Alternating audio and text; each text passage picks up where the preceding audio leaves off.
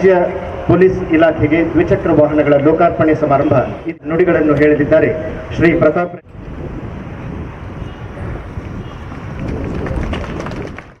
Hero motors ಅವರಿಗೂ ಸಹ ನಾವು ಧನ್ಯವಾದಗಳು ಹೇಳಬಯಸ್ತೇವೆ. ಇದಕ್ಕೂ ಮೊದಲೇ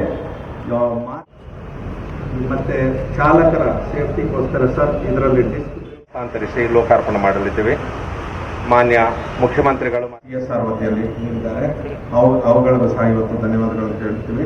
ಮತ್ತು ಇವತ್ತು ಈ ಸಮಾಜ ನಡೀತದೆ ಅನ್ನುವಂಥ ಮಾತನ್ನು ಈ ಸಂದರ್ಭದಲ್ಲಿ ಹೇಳಿ, ನಾವು ಇವತ್ತು ಈ ವ್ಯವಸ್ಥೆಯಿಂದ ಮೇಂಟೈನ್ ಮಾಡಿರುವಂಥದ್ದು ಇಡೀ ರಾಷ್ಟ್ರದಲ್ಲಿ ಕರ್ನಾಟಕ ರಾಜ್ಯ ಪೊಲೀಸ್ ಆಧುನಿಕವಾಗಿರುವಂಥ ನಮಗೆ ಕ್ರೈಮ್ನಲ್ಲಿ ಬಹಳ ಮುಖ್ಯವಾಗಿ ಬೇಕಾಗಿರುವಂಥ FSL ಮತ್ತು ಈ ನಿರ್ಭಯ ಯೋಜನೆ ಅಡಿಯಲ್ಲಿ ಈಗಾಗಲೇ ನಮ್ಗೆ ಹಣವನ್ನು ಕೊಟ್ಟಿದ್ದಾರೆ. ಬೆಂಗಳೂರಿನಲ್ಲಿ ಪ್ರೊಸೆಸ್ಸು ಅದು ಸುಮಾರು 16,000ಕ್ಕಿಂತ ಹೆಚ್ಚು ಸಿಬ್ಬಂದಿ, ಅತಿ ಹೆಚ್ಚು ಎತ್ತರದ ಒಂದು ಲ್ಯಾಡರ್ ಪಡೆದುಕೊಂಡಿರುವಂಥ ಹೆಗ್ಗಳಿಕೆ ಕರ್ನಾಟಕ ಮತ್ತು ಬೆಂಗಳೂರು ಆಗ್ತದೆ ಅನ್ನುವಂಥ ಮಾತನ್ನು ಹೇಳಕ್ಕೆ ಇಷ್ಟಪಡ್ತೀನಿ.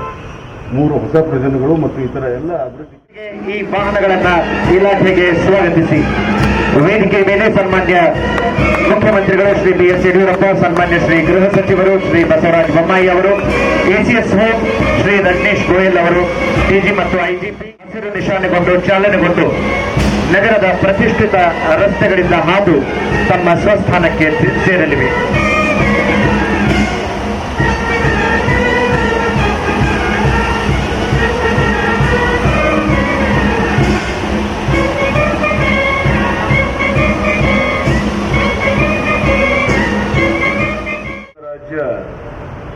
ದೇಶದಲ್ಲೇ ಅತ್ಯುತ್ತಮ ಕಾನೂನು ಮತ್ತು ಸುವ್ಯವಸ್ಥೆ ರಾಜ್ಯಗಳಲ್ಲಿ ಒಂದಾಗಿದೆ. ಅದರಲ್ಲೂ ಮಹಿಳೆಯರ ಸುರಕ್ಷತೆಗೆ ನಮ್ಮ ಸರ್ಕಾರ ಆದ್ಯತೆ ನೀಡಿದೆ. ಮಾನವ ಕಳ್ಳಸಾಗಾಣಿಕೆ ನಿಷೇಧ ದಳಗಳ ಸೃಜನೆಗೆ ನಿರ್ಭಯ ನಿಧಿಯಡಿ ಪೊಲೀಸ್ ಇಲಾಖೆಯ 751 ಮೋಟಾರ್ ಸೈಕಲ್ಗಳ ಹಸ್ತಾಂತರಿಸುವ ಈ ಮಹತ್ವದ ಕಾರ್ಯಕ್ರಮದ ಭಾಗವಹಿಸಲು ಸಂತೋಷ ಅನಿಸುತ್ತೆ. ಒಂದು ಸಮಾಜದ ಪ್ರಗತಿಶೀಲತೆಯನ್ನು ಆ ಸಮಾಜದ ಮಹಿಳೆಯರು ಸಾಧಿಸಿದ ಪ್ರಗತಿಯಿಂದ ಅಳೆಯುತ್ತೇನೆ ಎಂದು ಸಂವಿಧಾನ ಶಿಲ್ಪಿ ಡಾಕ್ಟರ್ BR ಅಂಬೇಡ್ಕರ್ ಹೇಳಿದ್ದರು. ಮಹಿಳೆಯರು ನಿರ್ಭೀತಿಯಿಂದ ಇರುವ ವಾತಾವರಣ ಕಲ್ಪಿಸಲು ನಮ್ಮ ಸರ್ಕಾರ ಬದ್ಧವಾಗಿದೆ. ಈ ನಿಟ್ಟಿನಲ್ಲಿ ಮಹಿಳೆಯರ ಕಾರ್ಯನಿರ್ವಹಣೆ, ಮುಕ್ತ ಓಡಾಟ ಹಾಗೂ ಸುರಕ್ಷತೆಗೆ ಕ್ರಮಗಳನ್ನು ಕೈಗೊಳ್ಳಲು ಕೇಂದ್ರ ಸರ್ಕಾರ ಸ್ಥಾಪಿಸಿರುವ ನಿರ್ಭಯ ನಿಧಿ ಅಡಿ ಕರ್ನಾಟಕದಲ್ಲಿಯೂ ಹಲವು ಮುನ್ನೆಚ್ಚರಿಕೆ ಕ್ರಮಗಳನ್ನು ಕೈಗೊಳ್ಳಲಾಗಿದೆ. ಬೆಂಗಳೂರಿನ BMTC ಬಸ್ಗಳಲ್ಲಿ ಸುರಕ್ಷಿತ ಉಪಕರಣಗಳ ಅಳವಡಿಕೆ, ಮಹಿಳಾ ಮತ್ತು ಮಕ್ಕಳ ಕಲ್ಯಾಣ ಇಲಾಖೆಯ ಮೂಲಕ ದೌರ್ಜನ್ಯಕ್ಕೆ ಒಳಗಾದ ಮಹಿಳೆಯರಿಗೆ ನೆರವು, ಸಹಾಯವಾಣಿ, ಗಸ್ತು ವಾಹನ ಒದಗಿಸುವುದರ ಜೊತೆಗೆ ಲಿಂಗ ಸಂವೇದನೆ ತರಬೇತಿಗಳನ್ನು ನಡೆಸಲಾಗ್ತಾ ಇದೆ.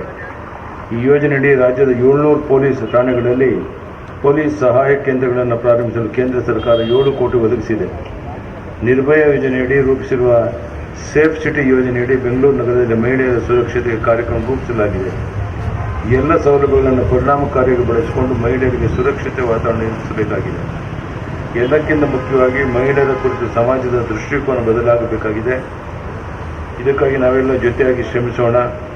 ಮಹಿಳಾ ಸುರಕ್ಷತೆಯಲ್ಲಿ ನಮ್ಮ ರಾಜ್ಯ ಅಗ್ರಮಾನ್ಯವಾಗಲಿ ಎಂದು ಆಶಿಸುತ್ತೇನೆ. ನಮಸ್ಕಾರ, ಧನ್ಯವಾದ, ಜೈ